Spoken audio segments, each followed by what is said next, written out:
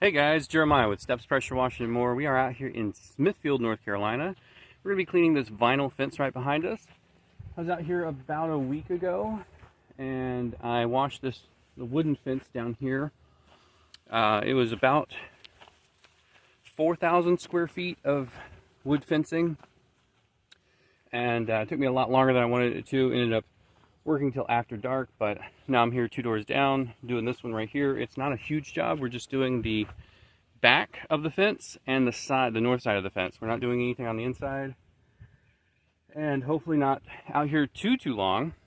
Just one job today. I've got some stuff I have to do later on. I actually wasn't supposed to work today, but I keep running out of daylight at the end of my day, so this one actually got pushed, and I'm going to be doing this morning before I get started with anything else I'm doing. I have every inch of hose stretched out. I'll show you what we got working on here. Normally run with 200 feet. Today I'm running with 350, and that is every inch of hose that I keep on the truck.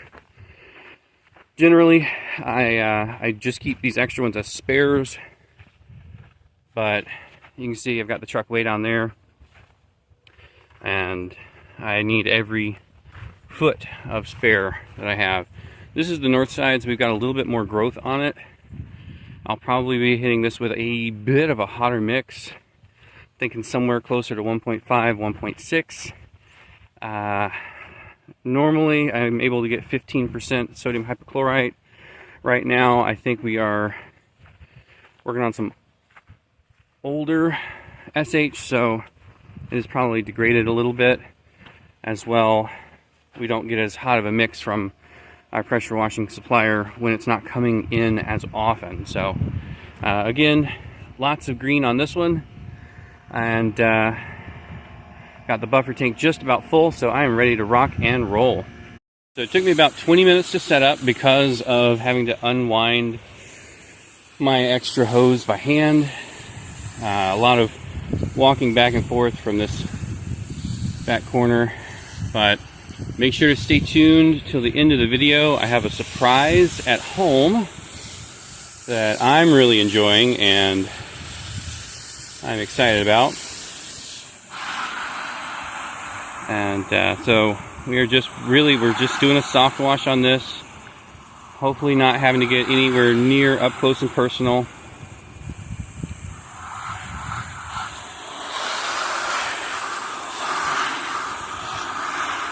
That wooden fence we did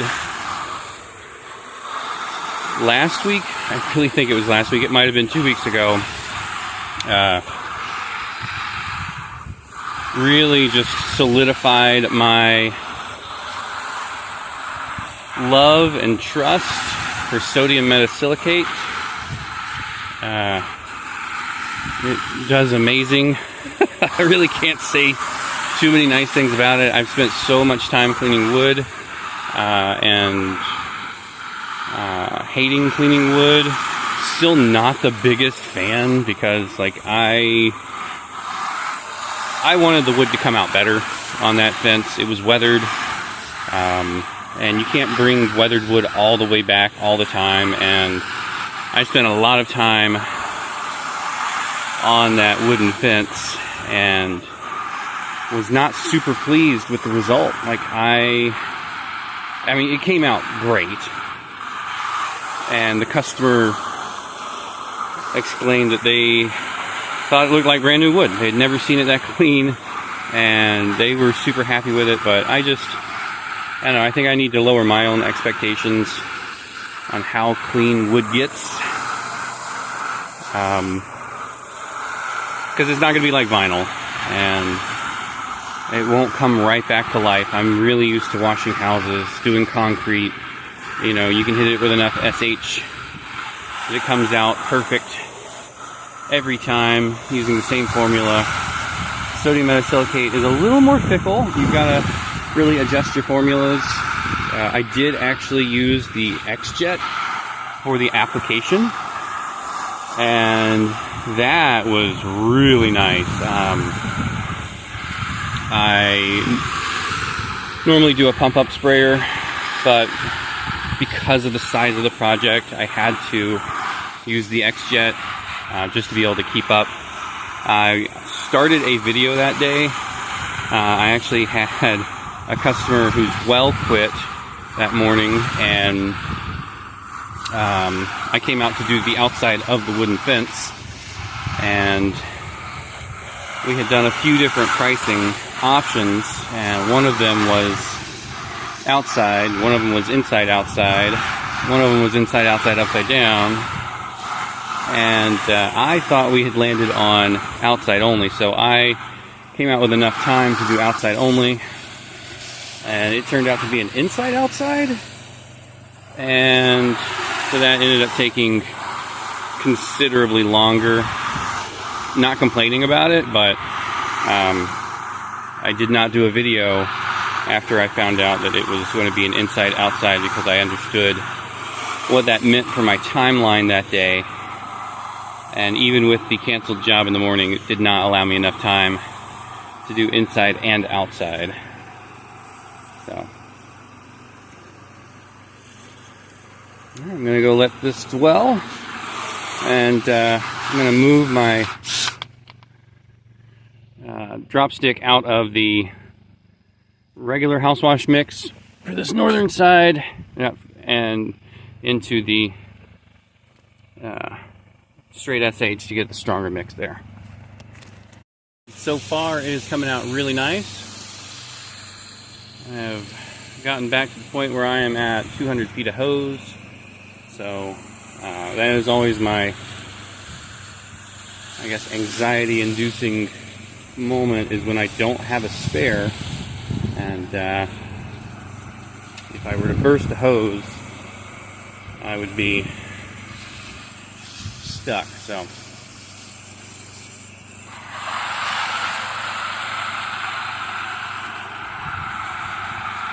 again, putting a little bit of a heavier mix on here just because I have learned house wash mix on vinyl fences, especially when they are this green, is not quite enough. And I learned that the hard way one day. I decided I was going to go out and wash a client's house, fence, barn, all sorts of stuff, and I applied the house wash mix to their fence, let it dwell, came back, and it didn't look a whole lot different. So, you know, it's a learning process. Even after 4 years, sometimes something sneaks up on me. My confidence gets the better of me.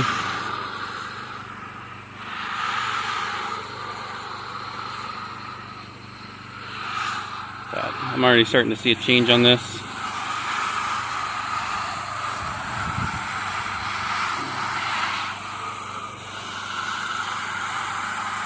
But dwell is absolutely necessary.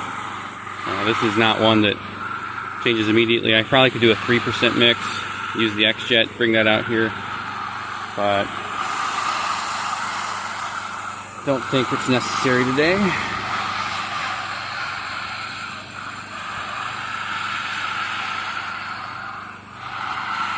And on this, I'm not really doing any sort of bottom up, top down. I'm just putting the chem on, letting it sit, and then rinsing off with the XJET. Dragging 350 feet of hose has proven to be less than ideal, but you do what you gotta do. Happy to be out here on a nice, cold, rainy day.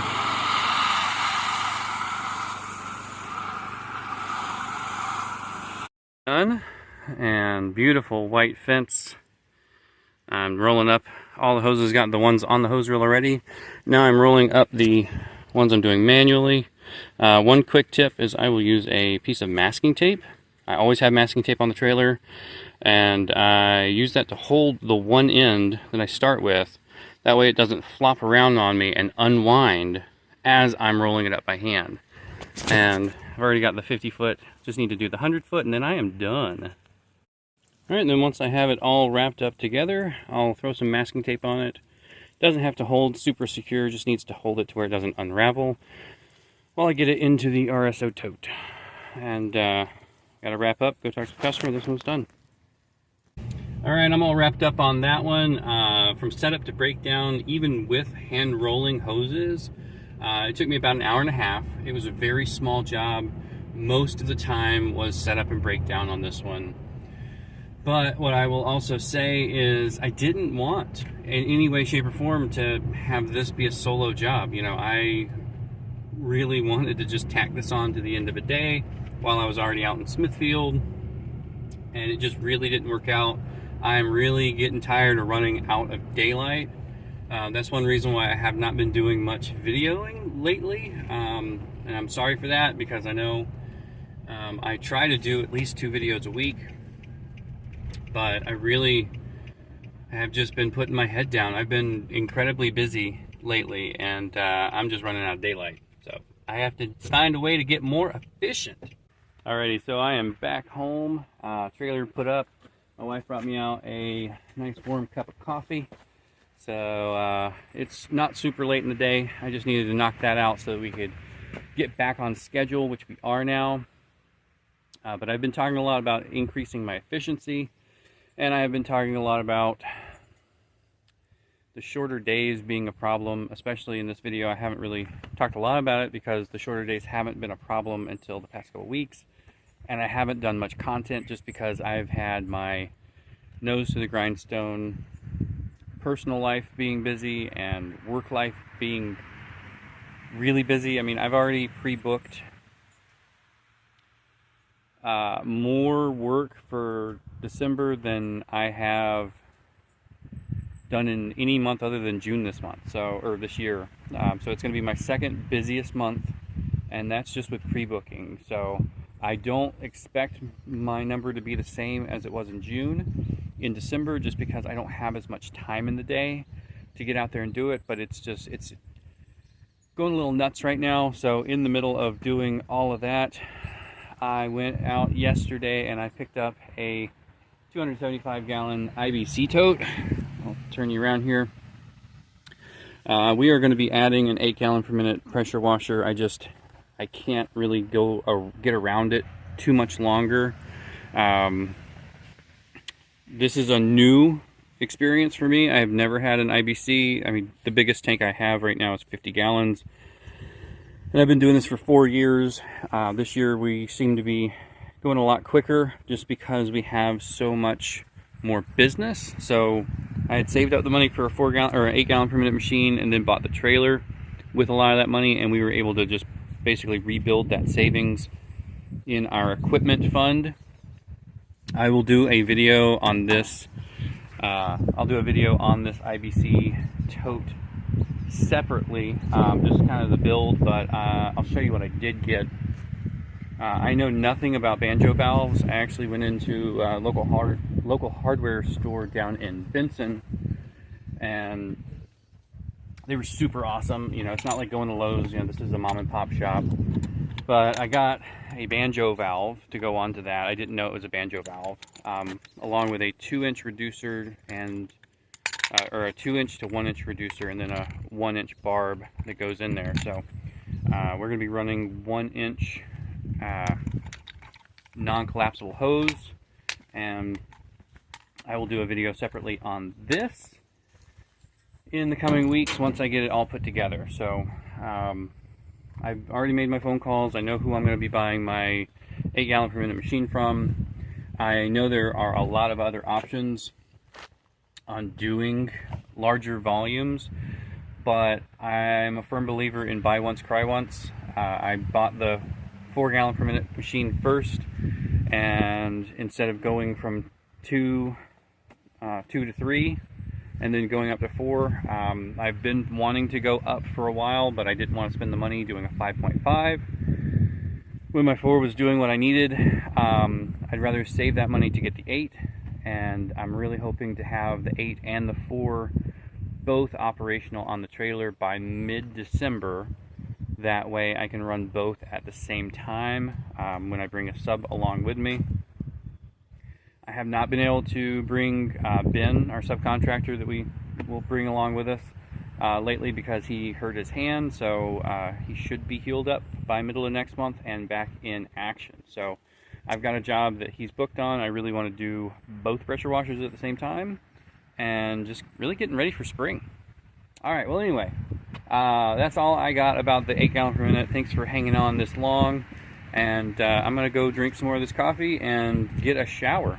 You guys have a great day, and y'all be safe out there.